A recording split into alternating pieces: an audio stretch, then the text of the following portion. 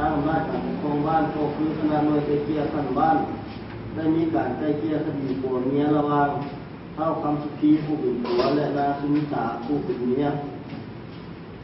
ซึ่งในครั้งนี้เป็นครั้งที่สองโดยมีการตั้งของกองทุกภาคส่วนเมื่อในการไกลเกลี่ยในครั้งนี้หนึ่งทั้งสองฝ่ายเห็นดียาการโดยสมัครใจสองเนื่องจากว่าทั้งสองมีลูกกันหนึ่งคนดังนั้นผู้เป็นเมียจะเป็นผู้เลี้ยงดูแต่ผู้ให้กีดกั้นผู้เป็นผัวที่จะมาหาลูก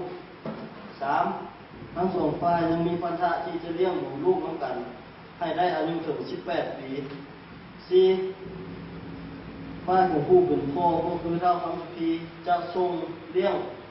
ดูลูกเดือนละ100,000 กีบโดยจะเอาเงินค่าเลี้ยงดูให้ในวันที่3ของเดือนในวงเล็บถ้าหากว่าลูกในกรณีมีการเจ็บเป็นได้เข้าห้องหมอ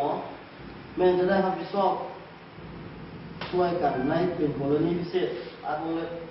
ถ้าคำสุขีจะเริ่มส่งค่าเลี้ยงดูลูกแต่เดือน9 ปี 2017เป็นต้นไปทุกๆวันที่3ของเดือน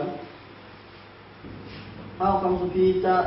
ต้องได้เข้ามาส่งค่าเลี้ยงดูลูกนำคณะทุนเงินก้อนของบ้านนับตั้งแต่นี้ต่อไปทั้งสองฝ่ายแม่บ่มีความผูกพันสันผัวเมียใดๆทั้งนั้นสิ้นสุดการไกลเกลี่ยเวลา 11:30 นาทีและได้อ่านผ่านช่องหน้าทุกผู้เข้าร่วมทุกภาคส่วนโดยเพิ่งพอใจทุกภาคส่วนแล้วจึงได้มีการลงลายเซ็นไว้เพื่อเป็นหลักฐาน